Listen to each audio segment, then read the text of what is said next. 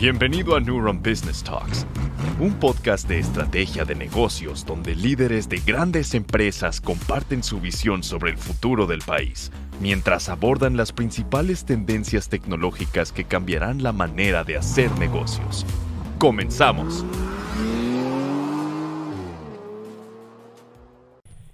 Este podcast está patrocinado por Círculo de Proveedores. Evalúa y certifica proveedores, creando un ecosistema de sinergias que generan confianza.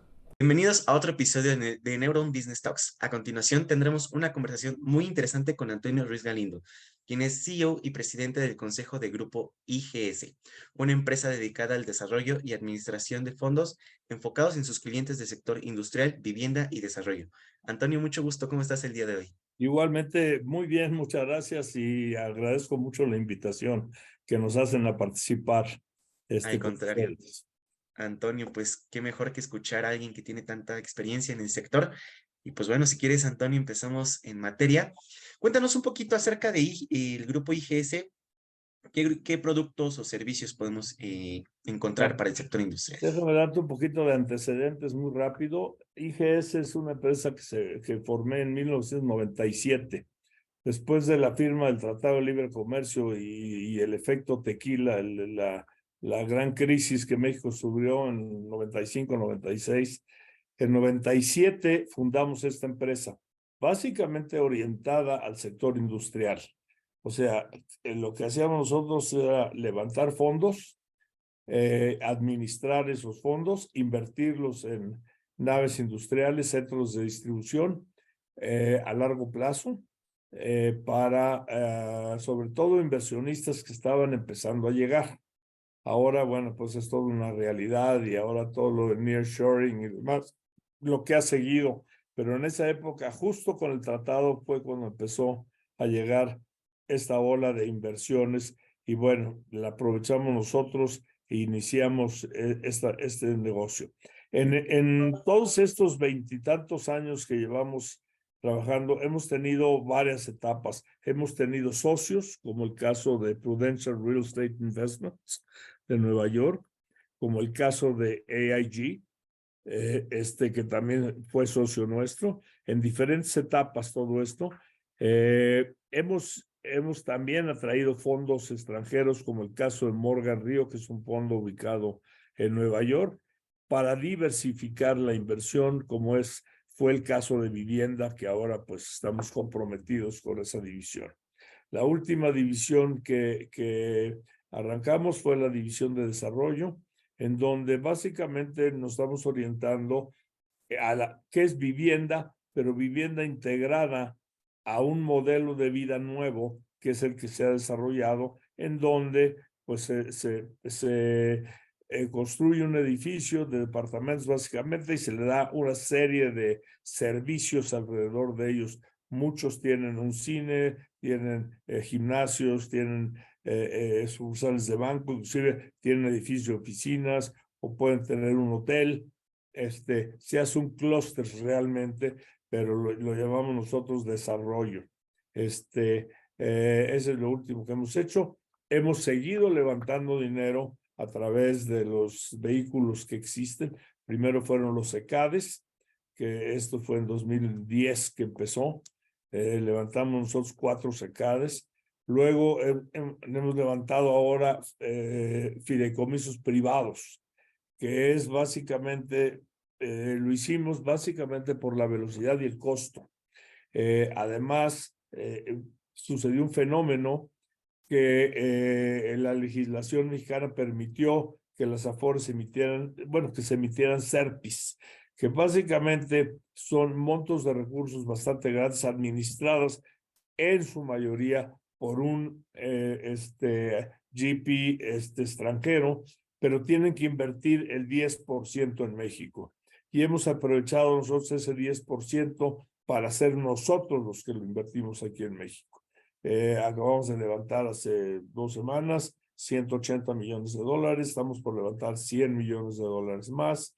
Entonces, pues esto continúa, ¿no? Mientras que la economía funcione, y en este caso, pues no es que la economía mexicana esté muy bien, pero lo que sí es que el sector industrial y este ha sido uno de los beneficiados, pues básicamente por la exportación y la cercanía a los Estados Unidos.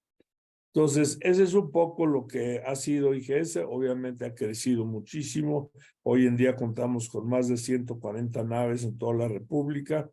Contamos con desarrollos de vivienda, alrededor de 15 o 17 desarrollos de vivienda, en donde estamos produciendo alrededor de 10, 12 mil viviendas al año, básicamente orientados al sector medio, al sector medio bajo de la República, con un concepto diferente de lo que se usaba anteriormente, ¿no? Que eran grandes clústeres amontonados de vivienda. Ahora procuramos pues que sea un diseño donde les dé una calidad de vida adecuada, donde tengan amenities, lugares de esparcimiento, etcétera, sin menoscabo de que pues el tamaño de la casa es pequeña, porque pues, es lo que Infonavit y Foviste puede financiar, y la banca que también está entrando a la parte de financiamiento hipotecario. Pero ese es básicamente el objetivo. La nave industrial produce empleos, y los empleos producen necesidad de vivienda. La vivienda, pues en general la gente crece, necesita una vivienda de otro tipo, y entonces estamos ahora en el desarrollo. Y bueno, estamos buscando nuevos campos. Siempre tenemos una área en donde se dedica a nuevos negocios, nuevas oportunidades. Sobre todo buscamos innovación también, y estamos trabajando en ello. Pero ahorita lo que tenemos es eso. Qué interesante, Antonio, todos estos puntos que nos has tocado desde nearshoring. Ahorita, si quieres, igual vamos para allá. El tema de inversiones, el tema de la vivienda digna. Y justamente, Antonio, me gustaría preguntarte en este tema de inversiones y, pues bueno, en el mercado mexicano, ¿cómo podemos generar justo esta certeza para poder atraer las inversiones? Bueno, obviamente se requiere que las reglas sean claras, ¿no? Realmente hemos tenido en México, desgraciadamente, un cambio, pues muchas veces muy abrupto en cuanto a las reglas, y eso obviamente crea desconfianza. Nosotros, afortunadamente, llevamos muchos años de darle un buen rendimiento a nuestros inversionistas, y bueno, esa es la razón de tenerlos con nosotros, pero siempre, pues, el que el gobierno o la autoridad fije las reglas, y las reglas claras, y las deje realmente por un tiempo y no las esté cambiando, ayuda muchísimo para que el inversionista pues pueda permanecer y quedarse y seguir invirtiendo en este país. Hay muchos atractivos que tiene México. Principal atractivo es obviamente la parte que tenemos nosotros de Estados Unidos, y por otro lado, pues un crecimiento en la sociedad, un grupo de gente con poder adquisitivo que pues también para la industria de consumo es bastante atractivo. La parte de energía que empezábamos a hablar al principio, pues México necesita evolucionar hacia tener primero mayor energía, pero mayor energía limpia, porque yo creo que México ya llegó a su punto en donde o cambia de tendencia, o se va a quedar atrás en lo que se refiere a la generación de energía, y sobre todo a la parte de medio ambiente, de cuidarlo y que no nos provoque lo que nos ha provocado hasta ahora, como es la contaminación en las ciudades, etcétera, ¿no? Trabajamos mucho en nuestras empresas con lo que ahora le han llamado ESG, en donde pues sí, procuramos siempre que la parte ambiental, la parte social esté cuidada, y el gobierno corporativo. Nuestros consejos siempre cuentan con consejeros independientes.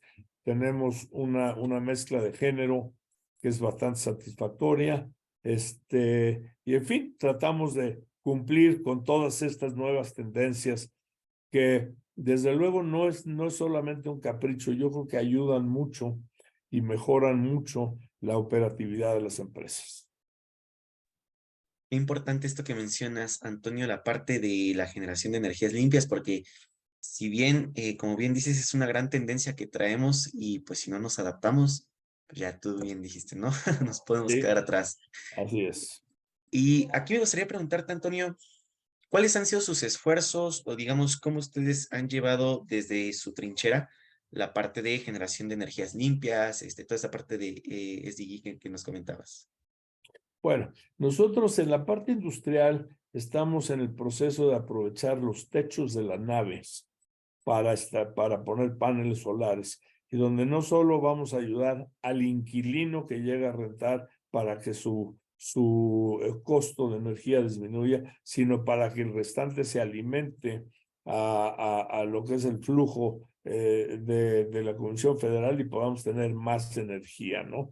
Entonces, estamos procurando hacer esto. No siempre se puede, porque no depende muchas veces de nosotros, depende del inquilino, si quiere, si no quiere, si tiene autorización, no tiene autorización, pero en fin, el esfuerzo estamos haciendo. Y lo mismo nos sucede en vivienda. Estamos ya procurando pues calentar, por ejemplo, los calentadores en lugar de gas, utilizar energía solar, y cosas de tipo focos ahorradores en las casas.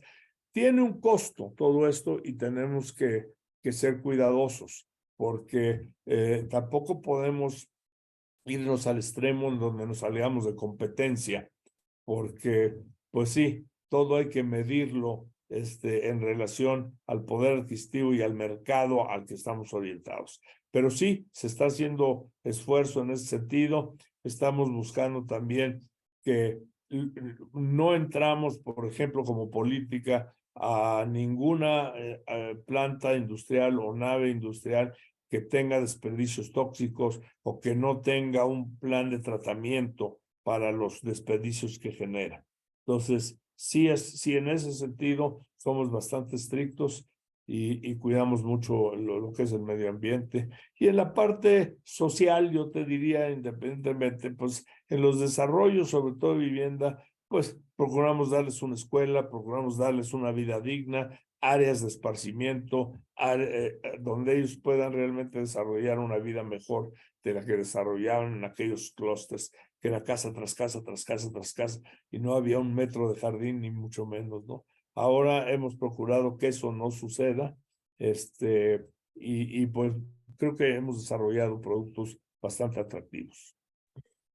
Excelente, Antonio. Y justo igual en esta parte de las viviendas, ¿cuál fue como el reto más grande para hacer justo, tener en cuenta la calidad de vida de estas personas? O sea, ¿cómo fue esta transición?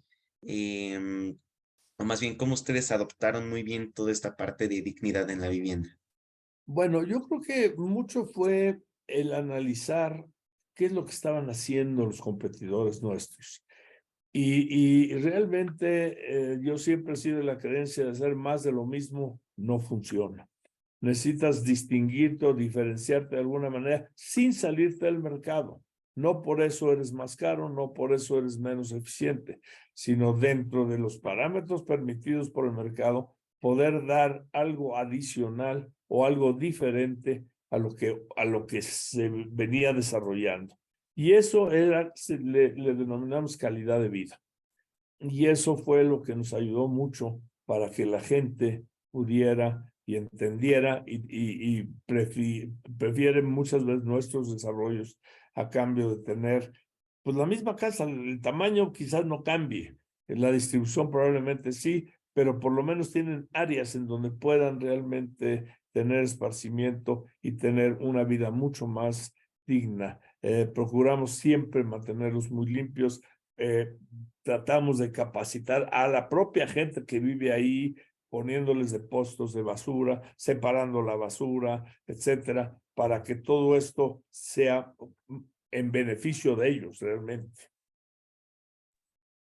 Interesante, Antonio. Y justamente igual en las viviendas, ¿cómo han visto toda esta parte de ciudades inteligentes, donde vemos esta disminución de trayectos, que todo esté cerca, como tú comentabas, el tener las escuelas cercas, los hospitales, digamos, ¿cómo ha sido esta transición también con Pues esta no ha sido tendencia? fácil, ha sido complicada, y te voy a platicar por qué.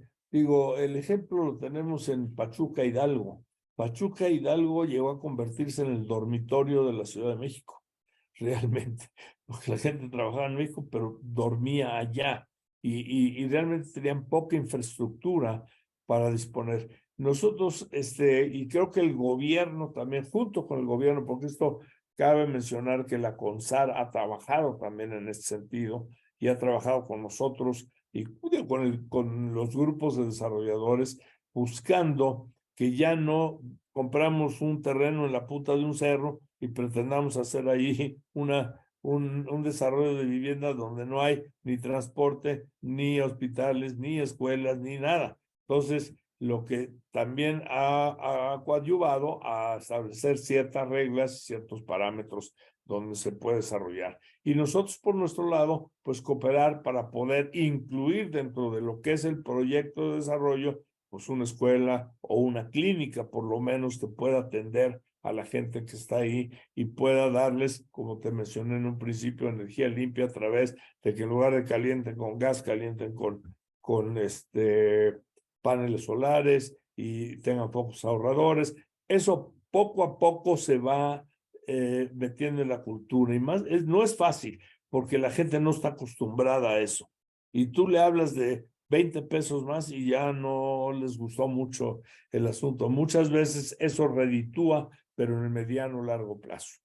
Entonces sí cuesta trabajo y lo metido, pero se ha podido y como te digo, el gobierno también ha cooperado en ese sentido, ayudando a establecer ciertas reglas para evitar lo que estaba sucediendo anteriormente.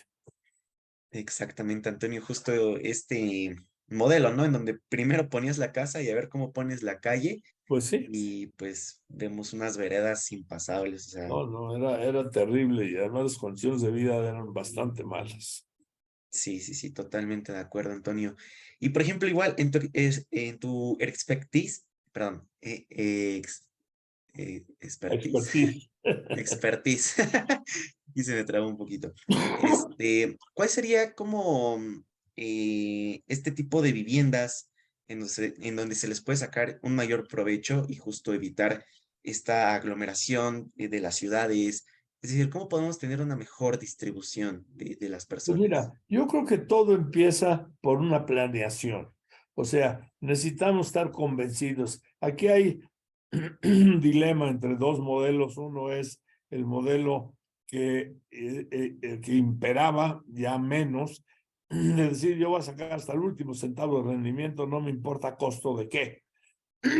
Ahora por lo menos hay una conciencia social mucho mayor en donde dice uno, bueno, si yo voy a hacer un desarrollo, quiero dar una buena calidad de vida para que mis desarrollos en términos generales, porque construimos en toda la República, la gente los vea diferente, los prefiera. ¿Por qué? Porque tienen esta calidad de vida. Entonces, ese ha sido un proceso, pero empieza en casa, empieza con un convencimiento de que ese es el camino adecuado y que se puede hacer negocio tan bueno o mejor que como se hacía anteriormente, como decías tú, en un pedazo de tierra en medio del cerro y luego a ver qué le pongo, si le pongo calles o no le pongo o a ver qué hago, ¿no?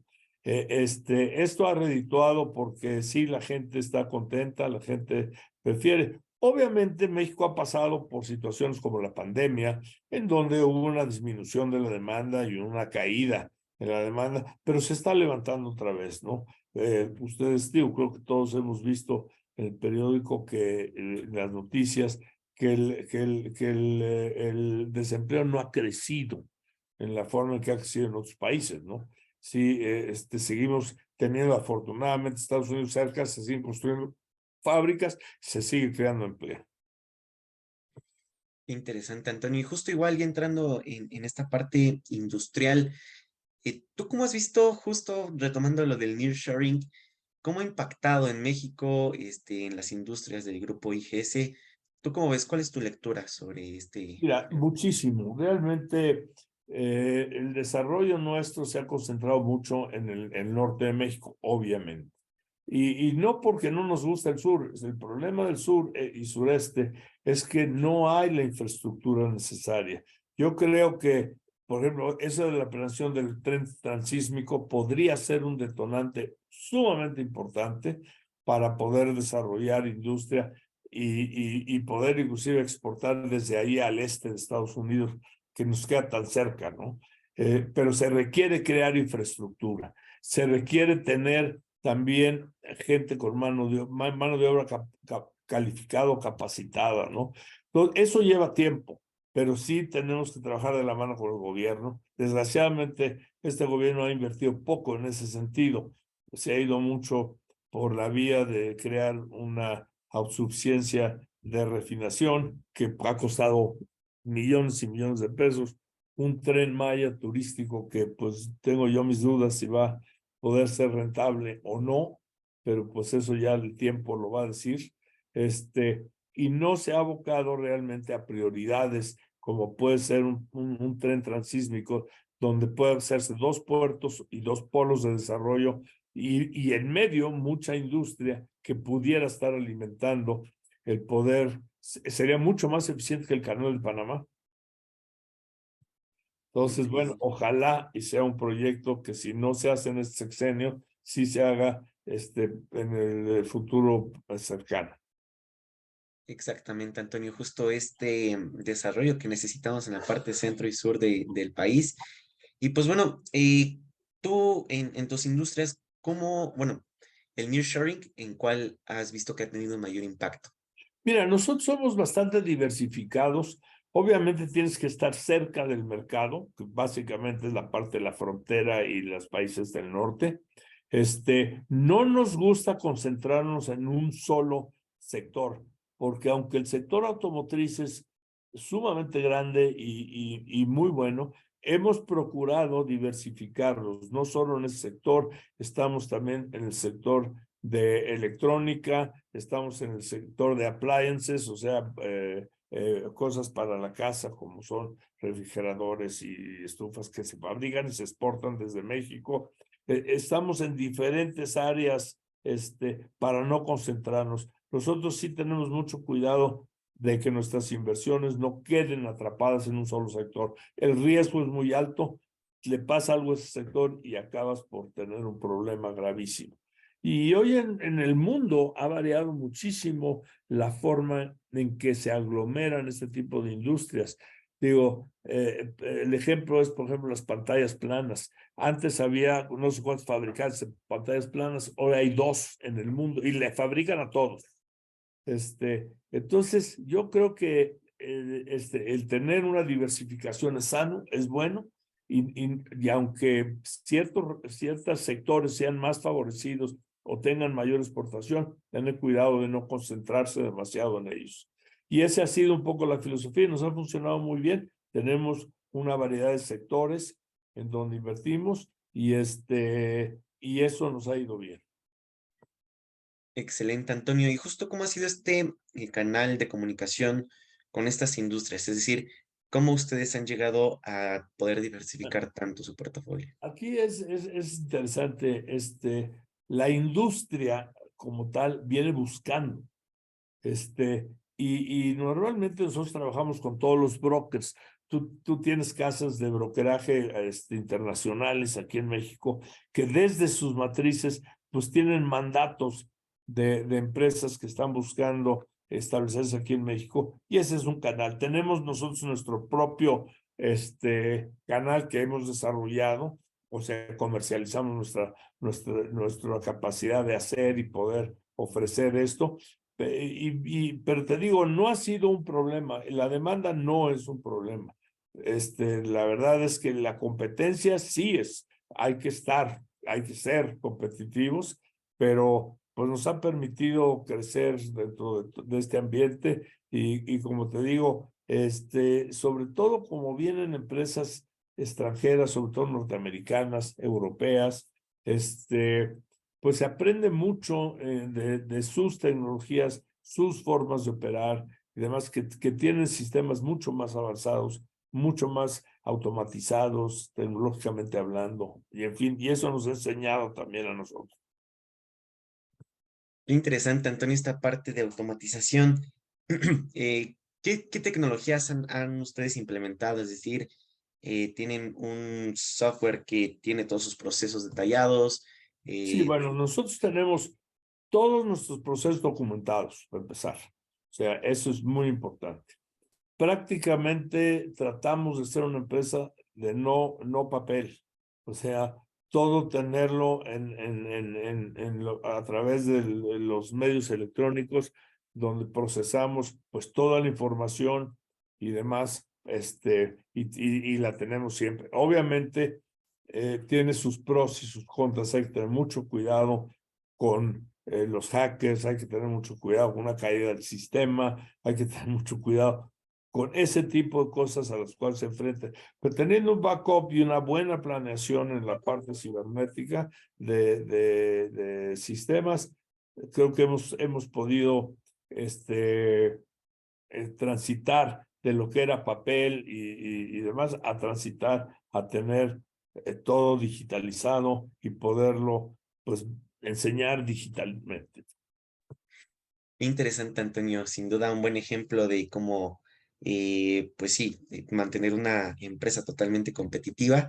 Y pues bueno, igual, un poquito para ir cerrando, me gustaría preguntarte en los centros de distribución de pues las empresas de logística, ¿cómo has visto tú este fenómeno después de haber explotado en pandemia, contrastándolo con ahorita y con el porvenir? O sea, ¿tú cómo ves esa industria? ¿Cuál es tu lectura sobre esta Yo tendencia? la veo que ya es un cambio generacional de costumbre y se quedó para siempre. O sea, no va a cambiar. Es un poco lo mismo que ha pasado con las oficinas. Las oficinas un poco se acabaron. La gente, nosotros somos un buen ejemplo. Nosotros teníamos casi 1,000 metros cuadrados de oficina. Ahora tenemos 360. O sea, ese es el tipo de reducciones que haces cuando aprendes a que los momentos cambiaron, la forma de trabajar cambió, mucha gente prefiere trabajar desde su casa. Obviamente es necesario el contacto directo y se puede hacer en una forma programada, pero todo ese tipo de cosas, por ejemplo, como es el caso de la industria bueno, que entró durante la pandemia para poder abastecer a las casas directamente, es algo que se quedó y ya se quedó para quedar. Ya es algo que no va a cambiar. Va a ser así pues tenemos que acostumbrarnos y tenemos que adecuarnos, ¿no? Como digo, las oficinas se han tenido que adecuar. No tiene remedio, no podemos seguir trabajando como antes. Excelente, Antonio, qué gran mensaje. Y pues bueno, Antonio, no sé si tengas igual algún mensaje final, un tema por ahí que te gustaría comentar con nosotros. Pues no, mira, realmente yo creo que México es un país de muchas oportunidades. Es un país que, bueno, como todos, tiene sus pros, sus contras. Hay veces que nos gusta o no nos gusta cómo opera el gobierno, pero en términos generales, el país sigue siendo un país de oportunidades. Digo, esto nos lo ha enseñado el nearshoring, por ejemplo. El mundo está globalizado. El mundo va a seguir globalizado y va a aprovechar el low cost producer y va a aprovechar donde lo traten mejor, donde pueda haber calidad, donde pueda haber a costos adecuados, energías limpias, etcétera. Y eso, para allá va México. No ha llegado, le falta muchísimo todavía, pero yo creo que se está haciendo un buen esfuerzo. Excelente, Antonio. Y pues igual, una invitación a todo el auditorio para que se acerque con Antonio, con su equipo, con Grupo IGS, pues justo para tener toda esta expertise de la mano y pues bueno, ser un buen aliado.